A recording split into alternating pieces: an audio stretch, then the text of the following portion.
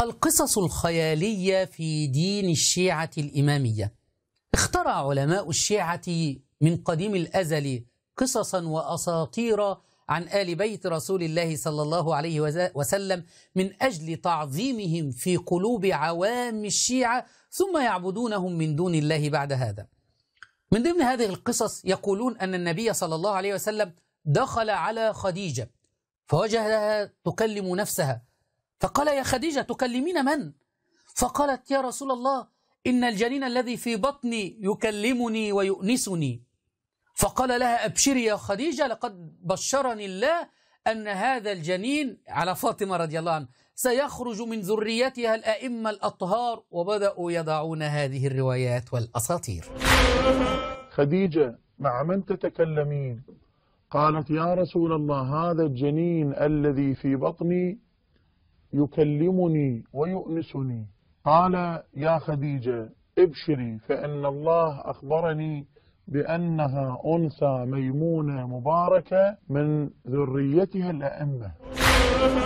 بل ويقولون إن فاطمة رضي الله عنها كانت تعلم أمها خديجة الأحكام الشرعية وهي في بطنها، تقول لها: يا خديجة تفعلين ذلك في الغسل، فخديجة تستمع وتفعل، تصلين هكذا، تعلمها الأحكام الشرعية. مرة في الحلقة الثانية من هذا البرنامج كونها كانت تحدث أمها وهي في بطنها، وهي جنين في بطنها، وكانت تعلم أمها الأحكام وهي في بطنها أيضا. كانت فقيهة قبل أن تولد، والسلقلقية سن الخسيس من قبل، لو تتذكرون المقطع اللي بيقول: فطرت السماوات والأرض من نور فاطمة. بل ويزعمون أيضا إما كبرت فاطمة وتزوجت بعلي أصبح الحسين الجنين الذي في بطنها يكلمها ويقول لها: أنا العطشان.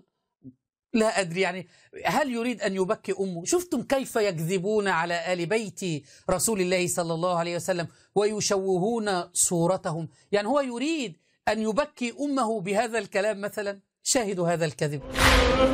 كانت فاطمة الزهراء تكلم الحسين وهو حملا في بطنها، والحسين يرد عليها، يحدثها، محدث ومحدث. فلما سئلت ماذا كان يقول الجنين الذي في بطنها، ماذا كان يقول؟ كان يقول: أنا العطشان، أنا المظلوم.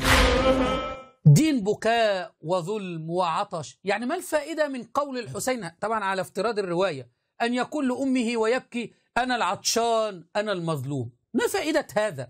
والله يا شيعة يكذبون عليكم ليؤججوا مشاعركم تجاه المسلمين. عمائم مزيفة.